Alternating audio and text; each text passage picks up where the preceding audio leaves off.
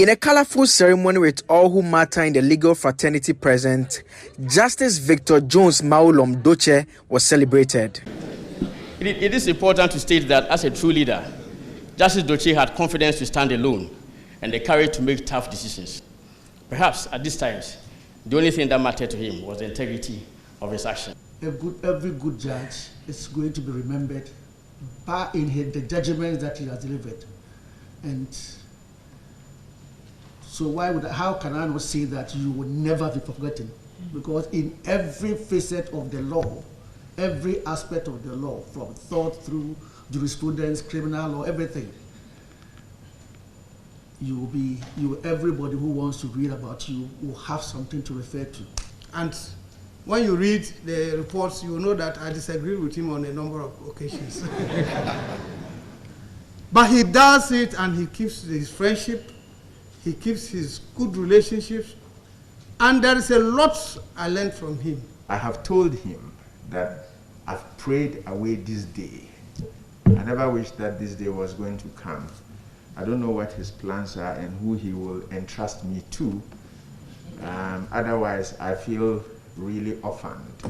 I know you deserve this retirement, but like someone has suggested, please write a book. Maybe our names will be mentioned along the line somewhere, so we'll also take some credit for it.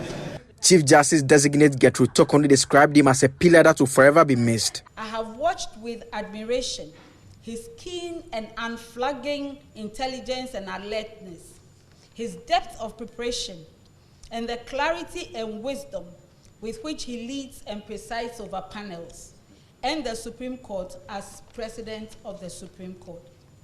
These qualities have been deployed daily in the service of the nation, sometimes without the public noticing and appreciating. Justice Dotse used the occasion to touch on some national issues of concern to him. I heard a Greater Accra minister order somewhere 2 years ago that they should not ply on major roads, but it appears nobody has been listening to him. Urgent steps are needed to sanitize the regulatory and control mechanisms in respect of these tricycles before they go out of hand. Same regime as applied to the motor riders called Okada.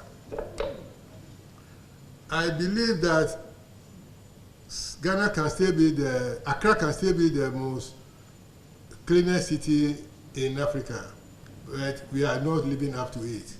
Sanitation must be dealt with as a national crusade at the metropolitan, municipal, and district levels.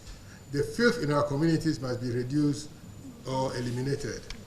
The police MTTU must be fully equipped to deal promptly with errant drivers with the introduction of the on-the-spot fines.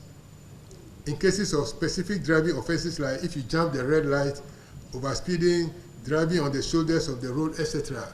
It is the delay in getting these cases prosecuted and sent to court that allows the corruption. So if you allow them to give spot fines as happens elsewhere, I think we shall go somewhere in the discipline on our rules. He also talked about his relationship with former Chief Justices. I cannot thank Chief Justice Wood well enough. Most of you who have stayed here for long know the relationship between us. We work very hard. I work for her with dedication. The same applies to Ms. Sofia Akufo. Also work closely with her. And the same applies to Justice Eni Yeboah.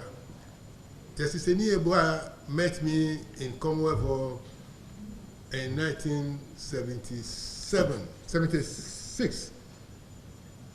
I was then in my final year for the LLB. And we are great friends. We have a name for ourselves. Wushu. Okay.